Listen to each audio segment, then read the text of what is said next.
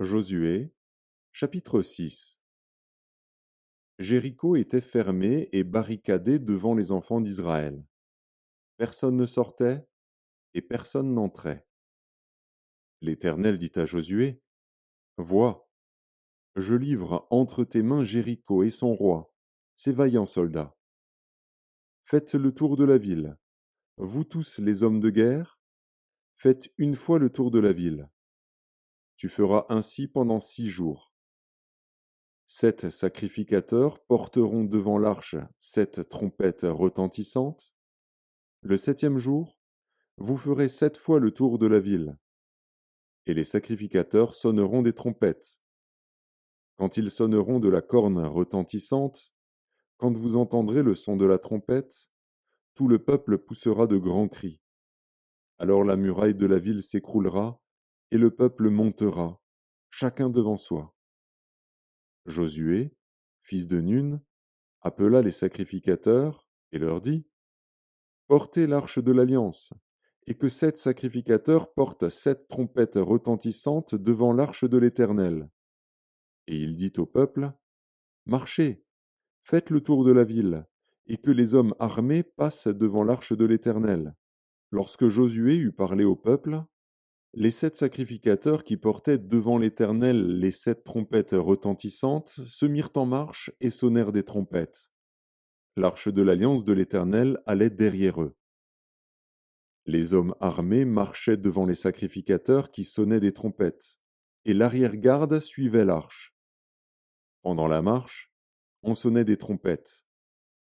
Josué avait donné cet ordre au peuple, vous ne crierez point, vous ne ferez point entendre votre voix, et il ne sortira pas un mot de votre bouche jusqu'au jour où je vous dirai, poussez des cris.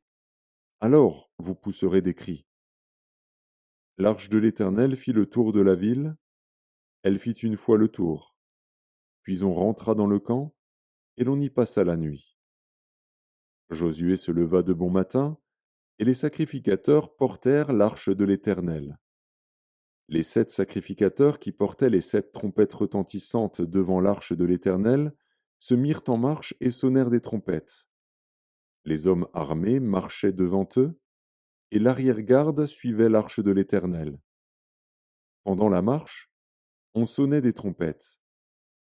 Ils firent une fois le tour de la ville, le second jour. Puis ils retournèrent dans le camp. Ils firent de même pendant 6 jours. Le 7e jour, ils se levèrent de bon matin, dès l'aurore, et ils firent de la même manière 7 fois le tour de la ville. Ce fut le seul jour où ils firent 7 fois le tour de la ville. À la 7e fois, comme les sacrificateurs sonnaient des trompettes, Josué dit au peuple, poussez des cris, car l'Éternel vous a livré la ville. La ville sera dévouée à l'Éternel par interdit, elle et tous ceux qui s'y trouvent. Mais on laissera la vie à Rahab, la prostituée, et à tous ceux qui seront avec elle dans la maison, parce qu'elle a caché les messagers que nous avions envoyés. Gardez-vous seulement de ce qui sera dévoué par interdit.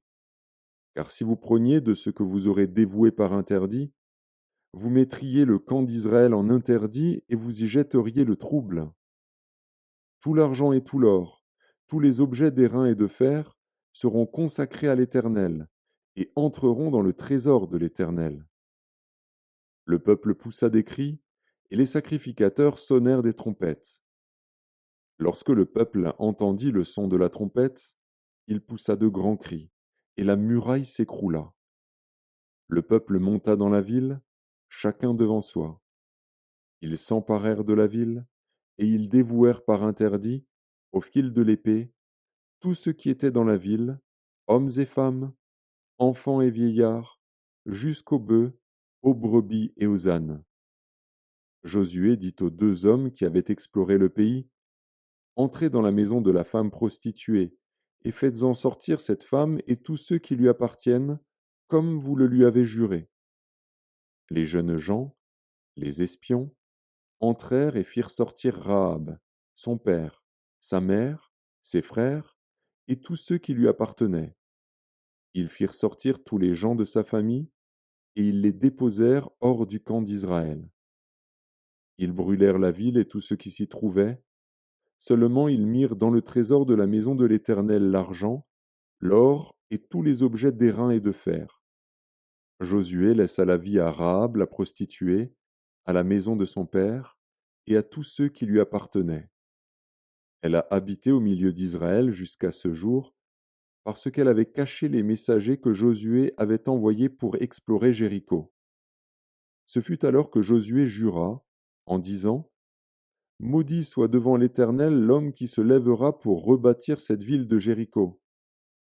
Il en jettera les fondements au prix de son premier-né, et il en posera les portes au prix de son plus jeune fils. L'Éternel fut avec Josué, dont la renommée se répandit dans tout le pays.